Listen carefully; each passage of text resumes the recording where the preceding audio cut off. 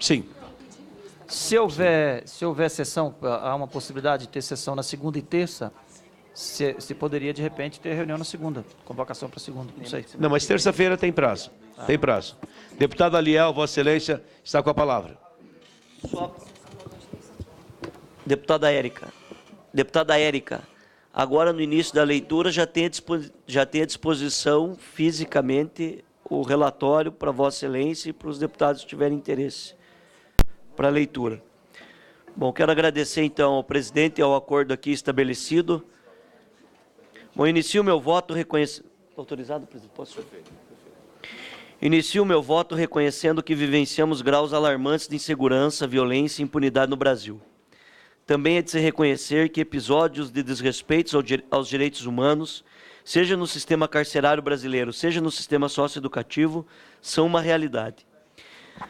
Não é preciso um estudo aprofundado para concluir que os mecanismos de prevenção e repressão da violência, de preservação da paz e de garantia do respeito aos direitos fundamentais de nossas crianças e adolescentes, tal como empregados até o momento, são incapazes de propiciar condições de harmonia e segurança, condições essas necessárias para uma vida coletiva saudável e para um processo socioeducativo qualificado e competente. Embora os diagnósticos sejam claros, a adoção de medidas criminalizadoras, como a redução da maioridade penal, não solucionará ou amenizará os graves problemas existentes, tampouco produzirá os efeitos necessários. Somente com a adoção de políticas públicas de inclusão social, de responsabilidade do Poder Executivo, aliada a pequenas modificações nas diversas leis que abordam, imediata ou mediatamente, o sistema socioeducativo, com a readequação do regulamento jurídico respectivo, fornecerá as condições necessárias para alcançar os resultados imprescindíveis, com o fortalecimento do princípio de proteção integral. Destaca-se que o Estatuto da Criança e do Adolescente, em consonância com os ditames constitucionais e as convenções internacionais, estabeleceu um sistema de responsabilização diferenciado e importante, que só não é mais eficaz por conta da falta de efetivação dos direitos da criança e dos adolescentes, face às políticas públicas de prevenção e às estruturas estatais. Notadamente, dos estados e dos municípios, para o cumprimento das medidas socioeducativas de responsabilização.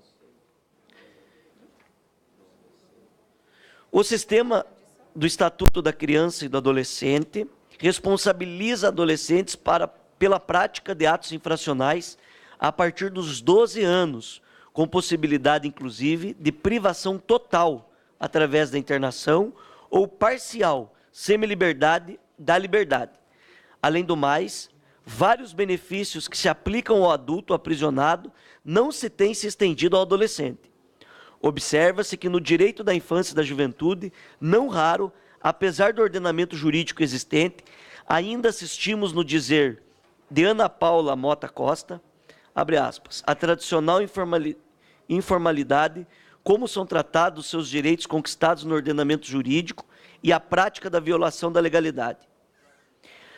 Ao contrário, fecha aspas, ao contrário do que muitos pensam, as medidas de internação previstas pelo sistema socioeducativo são muito similares às penas restritivas de liberdades previstas pelo Código Penal, havendo casos em que a medida imposta é muito mais gravosa ao que seria determinado ao penalmente imputável, violando a regra constitucional e de direito internacional que a criança e o adolescente não devem receber tratamento mais gravoso que o adulto.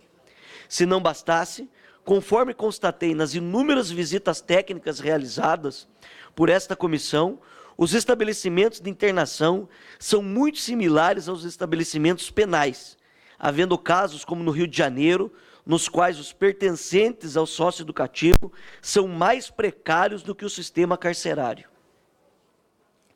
Nesse contexto, João Batista Costa Saraiva afirma que o Estatuto prevê e sanciona medidas socioeducativas que são penalidades, a par da finalidade pedagógica que perseguem, reconhecem a possibilidade de privação provisória de liberdade ao infrator, não sentenciado, em parâmetros semelhantes ao que o Código do Processo Penal destina aos imputáveis na prisão preventiva e oferece uma gama larga de alternativas de responsabilização, cuja mais grave impõe o internamento sem atividades externas. Ratificando tal posicionamento, aponta Cirino dos Santos que, na prática, a compreensão da perspectiva pedagógica que deve orientar a aplicação das medidas socioeducativas se traduz em uma atuação mais rigorosa dos operadores do sistema, frequentemente inspirados por um discurso moralista e pela tentativa de normalizar o adolescente em conflito com a lei. É inacreditável, mas o princípio da educação parece ser responsável por maior severidade judicial contra o adolescente do que o contra o adulto. Na área internacional, o princípio da educação explicaria por que, em delitos de bagatela, a suspensão ou arquivamento do processo é mais frequente para adultos do que para os adolescentes. Fraceto, de forma clara, fala sobre o tema. Em outras palavras, as garantias processuais balizadoras da pretensão estatal de controlar a vida do adolescente que infracionou são ainda com frequência vistas como obstáculos à intenção maior e mais nobre de beneficiar esse jovem. Obstáculos a serem afastados, desprezados, ignorados. Esta equivocada intelectação do sistema do Estatuto, partilhada pelos mais diversos operadores do direito, legítima incontatáveis violação do direito, incontáveis violação dos direitos de nossos adolescentes processados. Os operadores que não adequarem seu pensamento, sua prática ao ECA, ainda raciocinam. Já que não estou punindo, estou fazendo um bem para o infrator. Não preciso respeitar o procedimento, nem me ater à lei, nem me ater à letra fina da lei. Posso ordenar ao adolescente que faça o que eu quero e como eu quero. Tal raciocínio, e aí ele se torna ainda mais perigoso e traiçoeiro, presta-se ao uso malicioso por parte daqueles que, na pura intenção latente de vingar e retaliar com severidade, argumentam defender o bem do menor, para livrá-los dos freios legais, obstadores do tratamento draconiano e desmensurado que apregoam. Um sacrifício ao cidadão e um equívoco do ponto de vista da defesa social e da política criminal. Se o direito é outorgado ao adulto, deve ser outorgado ao adolescente. Permitir-se a um adolescente tratamento mais severo do que receberia o maior imputável, autor da mesma transgressão, é algo que assombra os ministros do Superior Tribunal de Justiça, para quem os rigores na aplicação de uma medida, sobretudo a restritiva de liberdade, devem ser ainda maiores em se tratando a pessoa em desenvolvimento. Fecha aspas. Além do maior rigor com que são tratados os adolescentes em conflito com a lei junto ao sistema de justiça, todos os levantamentos nacionais demonstram, de uma forma geral, a omissão do Estado em relação ao sistema socioeducativo. No substitutivo apresentado, procurei ter cuidado para evitar o máximo possível o que Emílio Garcia Mendes já chamava de processo de retrocesso autoritário pelo desmantelamento das garantias da Convenção.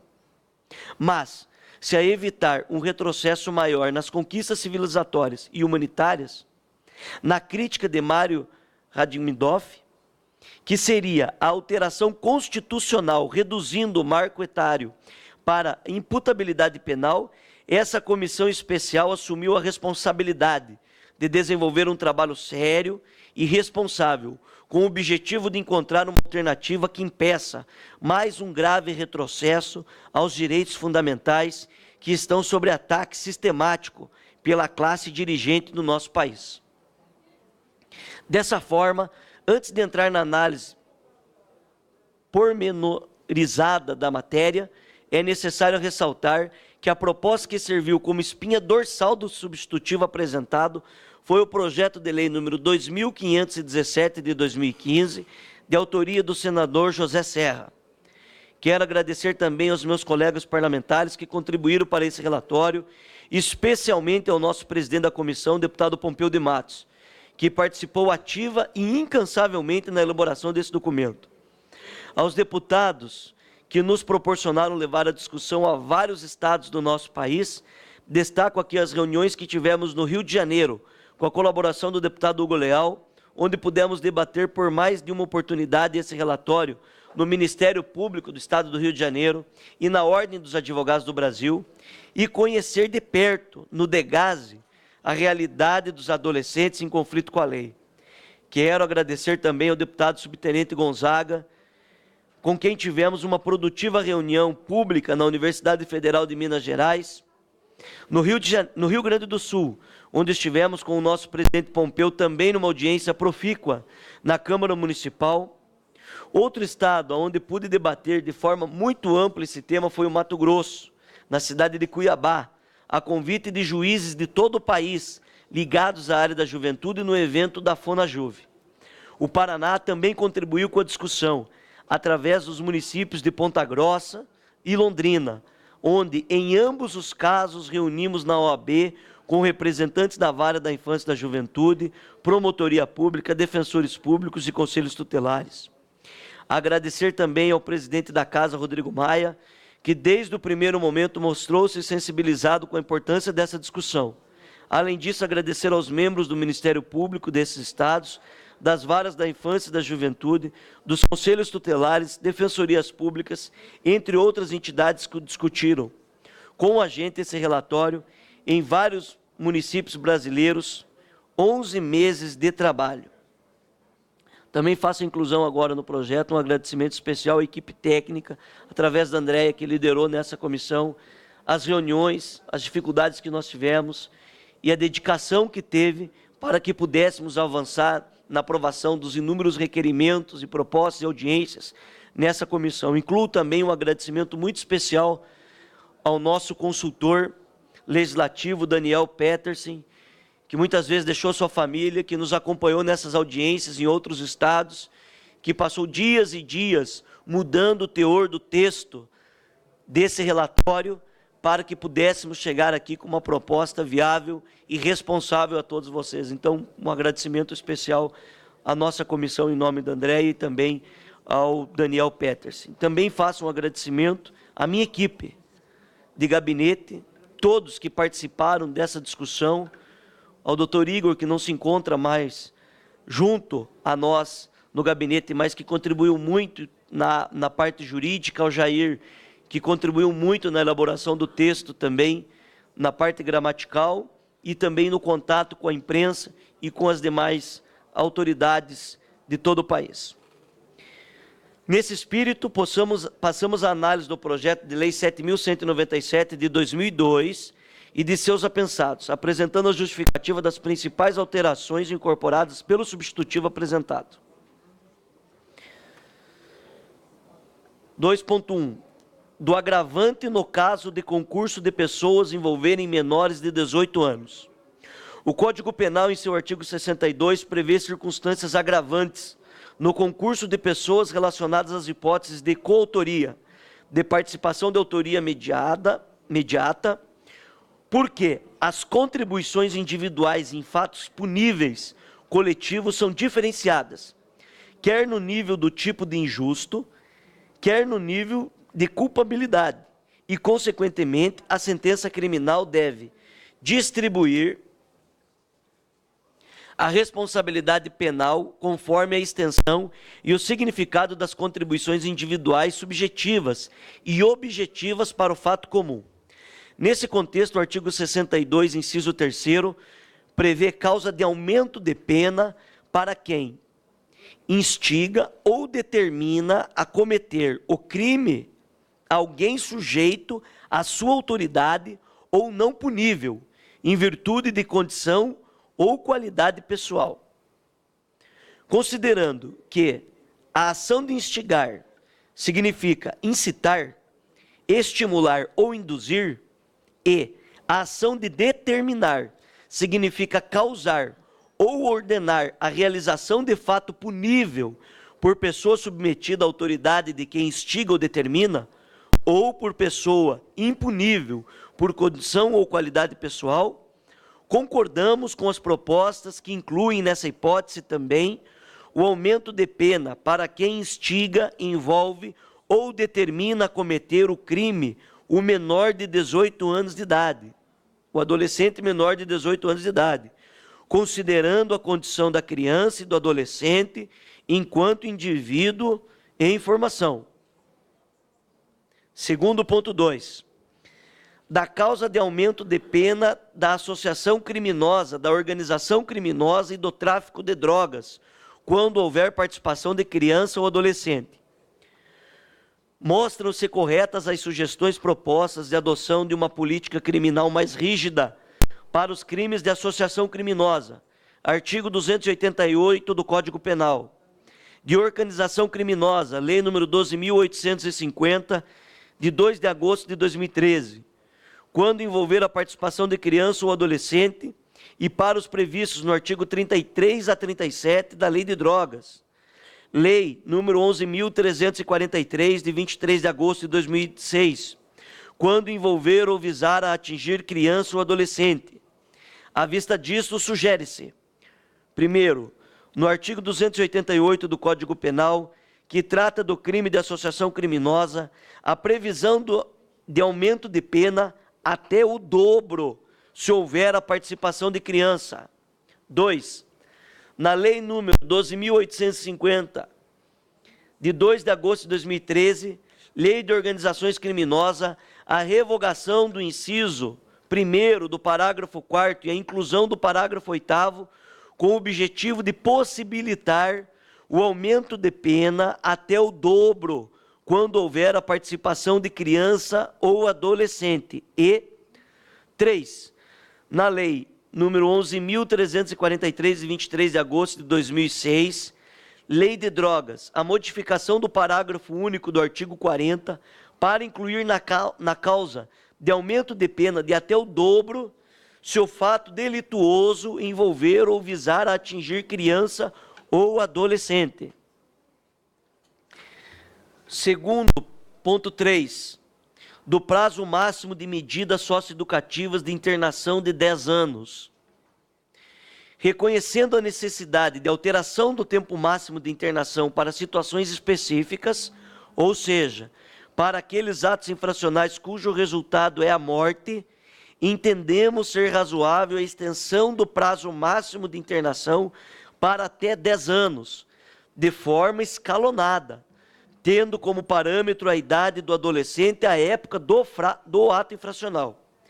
A opção por essa sistemática levou à consideração de dados levantados por esta comissão especial, nos quais se identificou uma curva de criminalidade juvenil.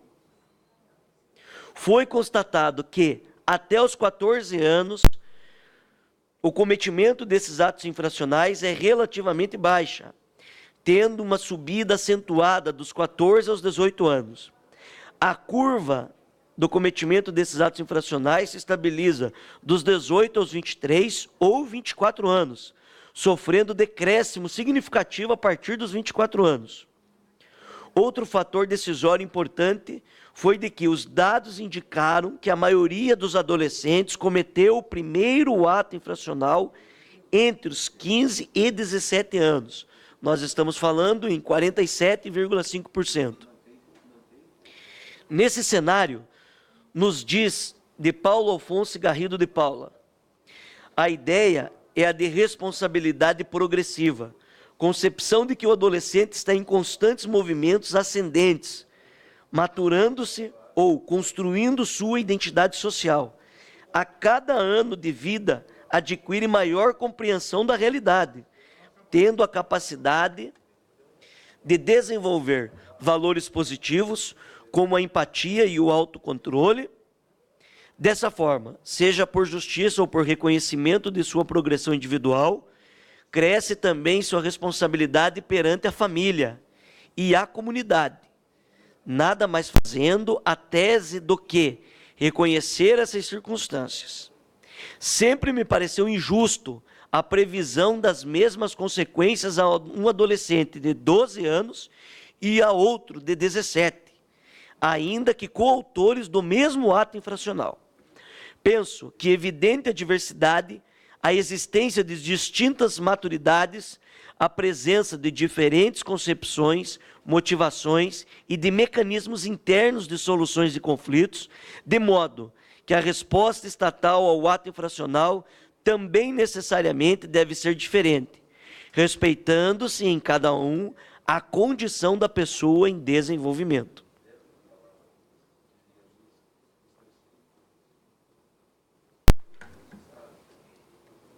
Dessa forma, o substitutivo propõe os seguintes tetos máximos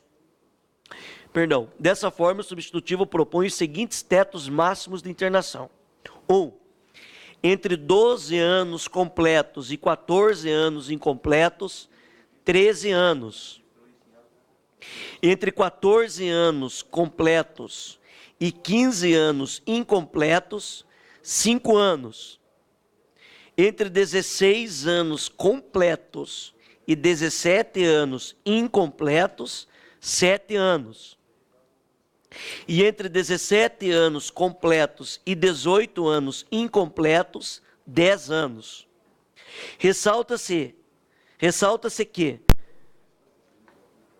se optou ao juiz reduzir ao caso concreto a redução do teto máximo de internação, atendendo às especificidades do caso concreto, além de observar o princípio de não sujeição ao adolescente a tratamento mais severo do que o adulto. Com isso, pretende-se estabelecer uma importante ferramenta de política criminal para a autoridade judiciária, que poderá, conforme a gravidade do ato infracional, adequar o teto máximo de internação ao adolescente em conflito com a lei, não podendo essa redução implicar em um tempo máximo de internação inferior a 3 anos. Além disso, não se estabelece prazo mínimo de cumprimento da medida socioeducativa de internação. Eu quero frisar aqui, não se estabelece prazo mínimo de cumprimento da medida socioeducativa de internação, com substrato não só ao artigo 35 da Lei do SINASE, como também em respeito à mutabilidade das medidas, ou seja, reavaliação, considerando as condições do adolescente nos termos do artigo 42, capto e parágrafo 2º da Lei nº 12.594 de 2012. Apesar de aumentar o prazo máximo de internação para até 10 anos, se mantém a excepcionalidade da medida de internação, observando-se os princípios da medida socioeducativa, principalmente os previstos no artigo 100, parágrafo único dos incisos 2º, 3º, 4º, 5º, 7º e 8º. 2º, 3º, 4º, 6º, 7º e 8º do Estatuto da Criança e do Adolescente e no artigo 35 da Lei do SINASE. Segundo ponto 3.1. Do aumento do prazo de internação só para os atos infracionais que atentem contra a vida. Sobre a majoração do teto de internação máximo somente para os atos infracionais revestidos de extrema gravidade, ou seja, aqueles que atentem contra a vida, nas palavras de Paulo Afonso Garrido de Paula. Abre aspas. Dispensa maiores comentários a assertiva de que os atos gravíssimos, notadamente com o resultado morte da vítima, praticados por adolescentes, são numericamente pequenos. Também é desnecessário dizer que este é o referencial das mudanças, pois a divulgação das notícias correspondentes segue o padrão do sensacional, do violento e da leniência do sistema de coibição da criminalidade infanto-juvenil. Produziu-se, a meu ver, uma cultura favorável à repressão desenfreada, motivada pelo compreensível desejo do cidadão comum de viver sem violência. Não me estranha a constatação de que a pena de morte, a supressão das garantias processuais aos acusados de crimes com aceitação normativa dos desvários do direito penal do inimigo, ou mesmo a adoção de práticas do Estado policial tenham entrada cultural nesse momento no nosso país. Basta ver a verificação do ideário da maioria dos nossos partidos políticos, da qualidade dos projetos de lei relacionados aos de segurança pública e do conteúdo dos discursos políticos contemporâneos. Marcelo Tramontim discorre sobre a questão. Quando da entrada em vigor do ECA, o prazo de 3 anos estabelecido como máximo da internação mostrava-se coerente com a média que um imputável cumpria de pena em regime fechado ou semiaberto. No entanto, desde então a legislação penal tem sofrido alterações e o período de cumprimento de pena em regime fechado ou semiaberto aumentou significativamente. Basta lembrar da Lei de Crimes Hediondos, a qual entrou em vigor em 26 de setembro de 1990, ou seja, poucos dias depois do ECA. Ademais, a análise dos dados levantados por essa comissão especial leva a concluir que o máximo de 3 anos de internação não se tem mostrado como medida adequada de resposta estatal aos atos infracionais mais graves, gerando na sociedade uma perigosa sensação de impunidade, ao qual clama por mudanças, em especial a redução da maioridade penal. Desse modo, para adequar o ECA à realidade presente da sociedade brasileira, sugere-se alterar o período máximo de internação para 10 anos e estabelecer faixas etárias distintas para o cumprimento máximo da medida, como forma de trazer mais lógica e racionalidade ao sistema socioeducativo, reduzindo a discricionariedade em relação ao tempo de cumprimento da medida e fazendo com que o adolescente que se envolva em atos infracionais de menor gravidade fique mais tempo internado. Segundo ponto 4, da aplicação do Estatuto.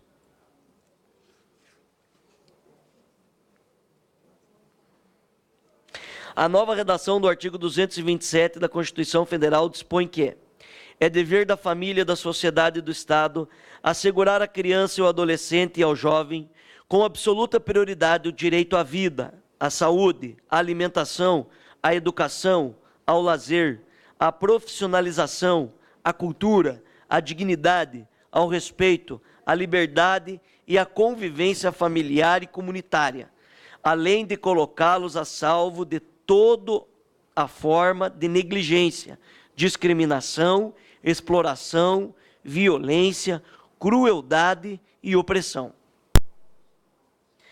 Nota-se que o artigo 227 estabelece o jovem como sujeito prioritário, sendo tal entendimento reforçado por estudos contemporâneos que estendem a condição de jovem no Brasil de 15 a 29 anos, conforme prevê o Estatuto da Juventude, lei número 12.852 de 2013. Dessa forma, entendemos ser fundamental estabelecer que o Estatuto da Criança e do Adolescente possa ser aplicado excepcionalmente aos maiores de 18 anos, retirando o limite máximo hoje previsto, tornando-o indeterminado.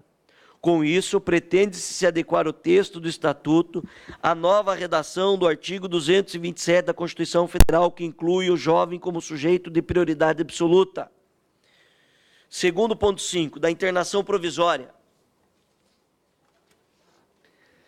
No mesmo espírito de que a legislação internacional assegura que a criança não deva ser responsabilizada com mais gravidade do que o adulto, a Constituição Federal traz o princípio da presunção de inocência, sendo a privação de liberdade uma excepcionalidade a esse princípio. Ademais, os princípios da prioridade absoluta, da dignidade da pessoa humana, do direito ao livre desenvolvimento da pessoa, reforçam a garantia de que o menor somente terá decretado o cerceamento de sua liberdade por decisão provisória em casos de extrema necessidade.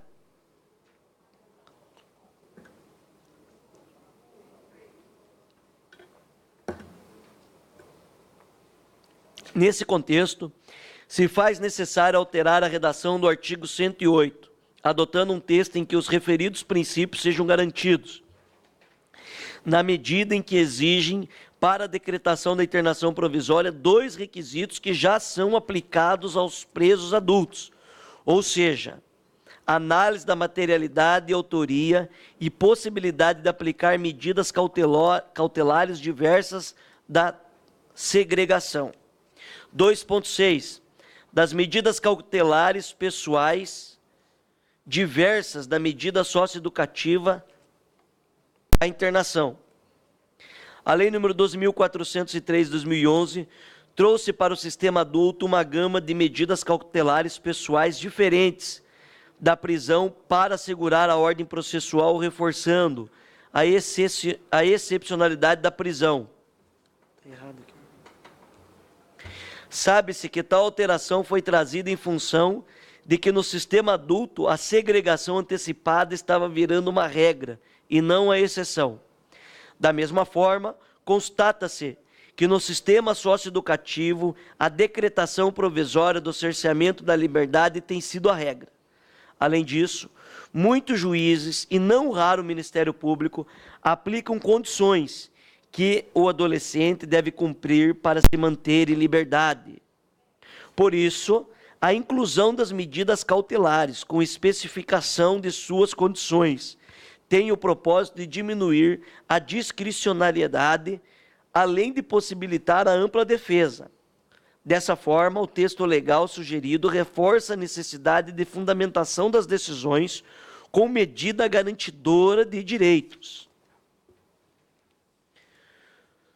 As cautelares ou condições que se aplicam com perfeição ao direito da infância e materializam a excepcionalidade da decretação da medida de internação segregatória da liberdade, pontua-se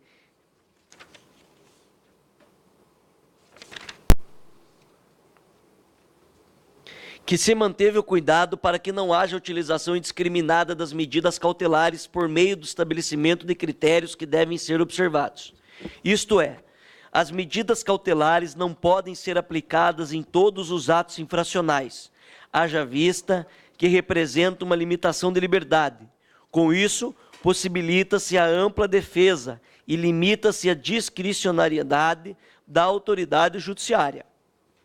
Essa proposta de evidenciar as condições de aplicação das regras das medidas cautelares diversas da restrição de liberdade, limitando a margem de discricionariedade da autoridade judicial, é defendida nos seguintes termos por Pierpaolo Cruz Bottini.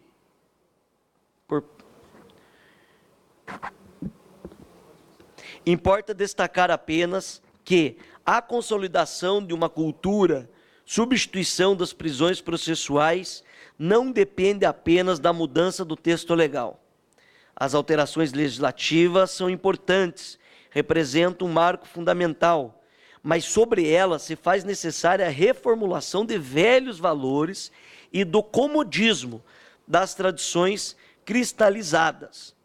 O desenvolvimento de uma nova política criminal processual dependem da coragem de magistrados, promotores, advogados, defensores, enfim, de todos os operadores do direito, para reconhecer e aplicar medidas alternativas que fujam do território cotidiano das prisões cautelares, desta monotemática solução de preservação da ordem processual e apontem para a valorização da dignidade, afetando o menos possível o cidadão sobre o qual não paira o peso da condenação criminal transitada em julgado.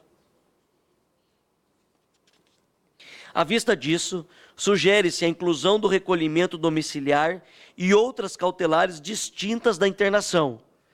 Além disso, estende-se a possibilidade do recolhimento domiciliar do adolescente. Além disso, estende a possibilidade do recolhimento domiciliar à adolescente gestante ou ao adolescente pai, que seja o único responsável pelo cuidado e manutenção do filho. Com isso, se abre a perspectiva de analisar a singularidade da situação da adolescente mãe, ou gestante e da paternidade adolescente, as quais, não raras vezes, não são levadas em consideração na decretação provisória do cerceamento de liberdade. Segundo ponto 7, do reconhecimento da ocorrência de prescrição socioeducativa. Concordamos com a inclusão do inciso 5º do artigo 189 para permitir que a autoridade judicial reconheça a ocorrência de prescrição socioeducativa.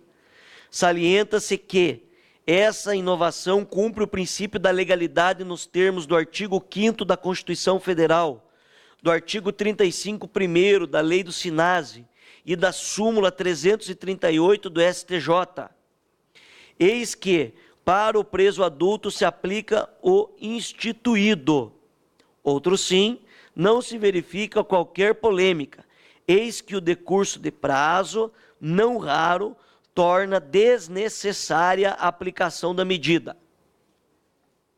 Segundo ponto 8, dos requisitos de aplicação da medida socioeducativa. O substitutivo no parágrafo 1º, no artigo 112, determina a verificação da faixa etária do adolescente na aplicação da medida socioeducativa, em consonância ao princípio contido na parte final dos artigos 6 e 121 do ECA, isto é, em respeito à condição peculiar da pessoa em desenvolvimento. Além disso, incorpora a necessidade de se analisar os princípios contidos no parágrafo único do artigo 100 do ECA. A modificação proposta determina ao juiz, na ocasião da aplicação da medida socioeducativa, que analise se a internação é necessária, se é atual e proporcional, de modo que a medida imposta reflita exatamente a situação do adolescente no momento da decisão, consoante o parágrafo único do artigo 100 do ECA. Outro ponto importante é que, em face da caótica situação em que se encontra o sistema socioeducativo do país, por omissão do Estado, emerge cada vez mais a necessidade da adoção de mecanismos que garantam o direito à saúde e à dignidade, que são constitucionais aos adolescentes com enfermidades mais graves, que não conseguem ter atendimento adequado dentro do sistema socioeducativo. Nesse contexto, sugere-se a modificação da redação do parágrafo 3º do artigo 112 do ECA, para garantir aos adolescentes portadores de deficiência física ou deficiência mental recebam tratamento individual e especializado em local adequado às suas condições.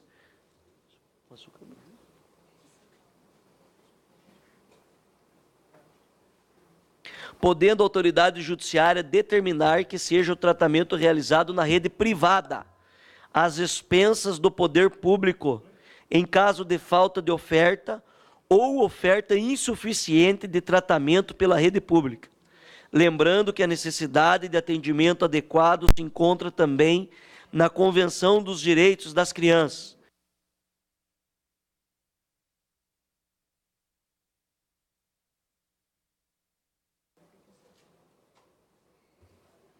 (2.9) da medida socioeducativa de prestação de serviços à comunidade. É fundamental estabelecer a necessidade de fixação de prazo certo e limite semanal de horas, na medida de proteção de serviço à comunidade.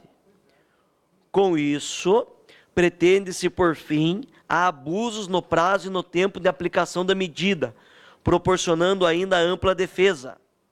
Ademais, ao mesmo tempo, finda com a ansiedade do adolescente e sua família, que não conseguem programar sua vida e projetos em função da indeterminação da medida.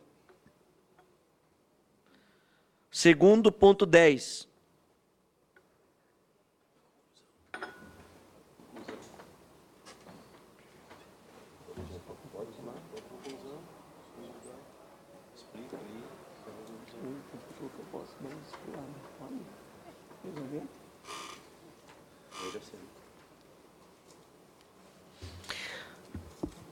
Segundo ponto 10, medida socioeducativa de semiliberdade.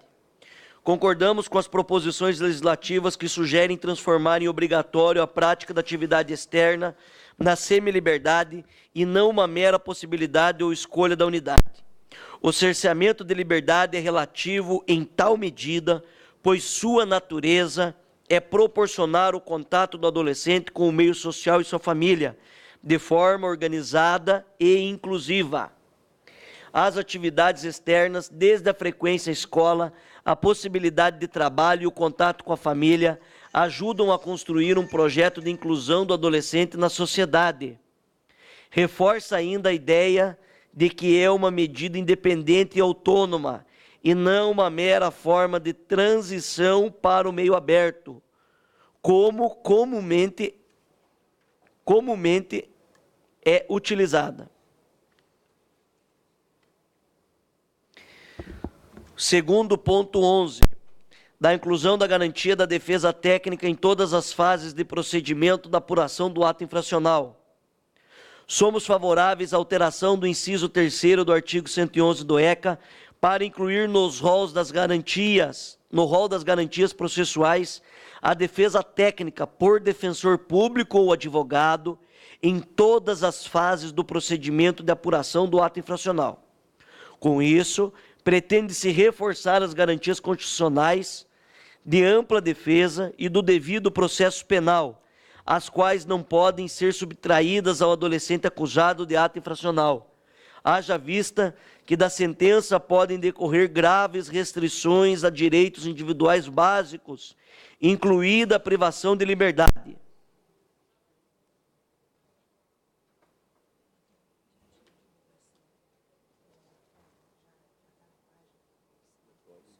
Eu vou falar que estou lendo os pontos principais.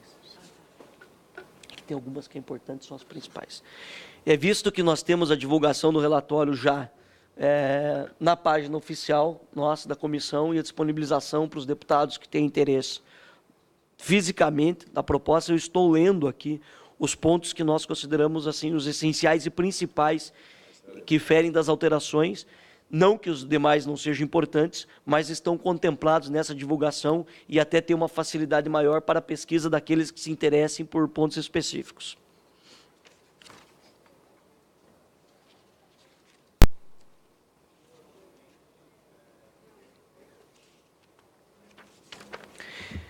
Dois ponto 15. Da modificação, Lucas, da modificação na lei de improbidade administrativa. Isso é importante. O artigo 227 da Constituição Federal é claro ao determinar a prioridade absoluta às crianças e aos adolescentes, ao dizer que é dever da família, da sociedade e do Estado assegurar à criança e ao adolescente com absoluta prioridade o direito à vida, à saúde, à alimentação, à educação, ao lazer, à profissionalização, à cultura, à dignidade, ao respeito, à liberdade e à convivência familiar e comunitária, além de colocá-los a salvo de toda forma de negligência, discriminação, exploração, violência, crueldade e opressão. O próprio ECA reproduz essa diretriz constitucional em seu artigo 4º, ao frisar tal prioridade absoluta no que tange a efetivação desses direitos. Destaca-se que a criança e o adolescente, que outrora eram tidos como meros objetos da lei, passaram a ocupar lugar de sujeito de direito, com a normativa estatutária, pelo que, como pessoas em desenvolvimento que são detentores de direitos. Desse modo, a doutrina de proteção integral, inaugurada no aludido dispositivo constitucional e reforçado pelo próprio ECA, faz a clara previsão de corresponsabilidade, incluindo como dever do Estado o zelo pelos seus direitos de criança e adolescentes, o Estado. Como decorrência lógica, é necessário se estabelecer de modo claro a responsabilização dos gestores públicos responsáveis pela administração dos sistemas socioeducativos brasileiros nos âmbitos federal, estadual e municipal, federal, estadual, municipal e distrital, pelo descumprimento injustificado da legislação federal. Diante disto, sugerimos a modificação de lei de improbidade administrativa de modo a prever que o descumprimento das obrigações impostas ao poder público no âmbito do ECA configura ato de improbidade administrativa que atenta contra os princípios da administração pública.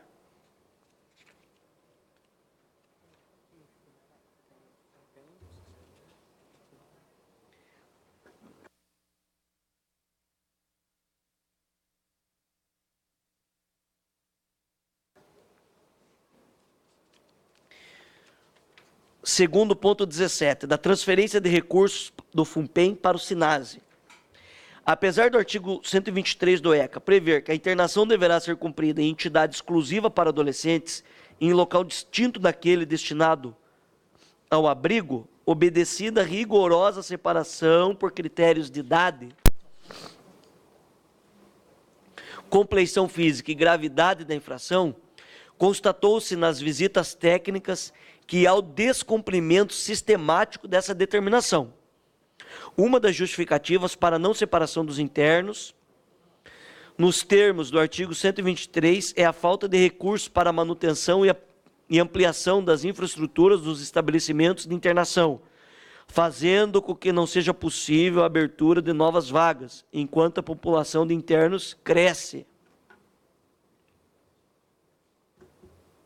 Nesse contexto, é importante ressaltar que, conforme estudos do Ministério dos Direitos Humanos constantes na parte inicial desse relatório, caso a modificação legislativa proposta de aumento de internação seja aprovada, haverá o aumento da população de internos, havendo a necessidade de mais recursos financeiros e de implementação de infraestrutura para manter em operação os estabelecimentos de internação. Além disso, segundo previsto no projeto de lei 2517-2015, da autoria do senador José Serra, o qual foi incorporado integralmente no substitutivo apresentado, os autores de atos infracionais que serão submetidos a um prazo máximo de internação diferenciado serão submetidos a um regime especial de atendimento socioeducativo, em estabelecimento específico ou em ala especial, assegurada a separação dos demais internos, reforçando a necessidade de implementação de infraestrutura. À vista disso, não pode o Poder Legislativo ser irresponsável e aumentar o tempo de internação sem prever as fontes de recursos que servirão para adequar a infraestrutura do sistema socioeducativo. Dessa forma, proponho que seja destinado 20% do Fundo Penitenciário Nacional, o FUNPEM, ao SINASE, para que se tenha os recursos necessários para se promover as modificações estruturais necessárias. Além disso, tais recursos deverão ser aplicados no sistema socioeducativo, obedecendo os mesmos critérios impostos ao sistema carcerário. Isso é, nas finalidades previstas no artigo 3º, inciso 1º a 19º, da Lei Complementar número 79 de 1994.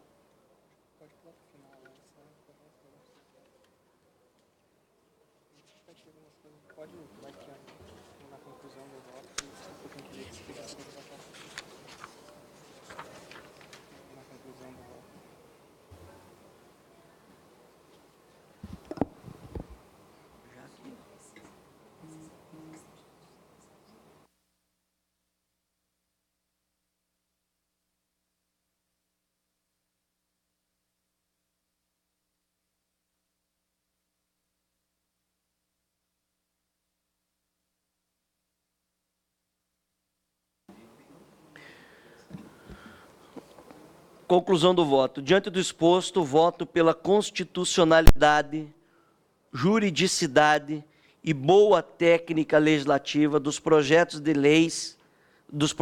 lei apensados na forma do substitutivo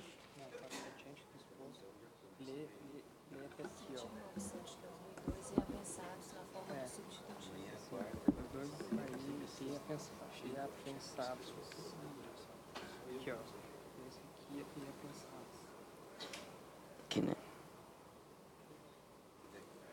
Diante do exposto, voto pela constitucionalidade, juridicidade e boa técnica legislativa dos projetos de lei número 2517 de 2015, e apensados. E no mérito pela aprovação do projeto de lei. É que a gente inverteu. Eu inverti ele, por causa Na disso. verdade, foi aprovado parcialmente esse lado mesmo. 2517 de 2015. E parcialmente os demais projetos apensados na forma do substitutivo apresentado. Só para corrigir, fala assim, diante do disposto, a constitucional justiça de boa técnica legislativa do projeto de lei 7.000, só diante do disposto, E também para fazer referência, diante do exposto, voto pela constitucionalidade, juridicidade e boa técnica legislativa do projeto de lei número 7.197 de 2002 e seus apensados na forma do substitutivo apresentado.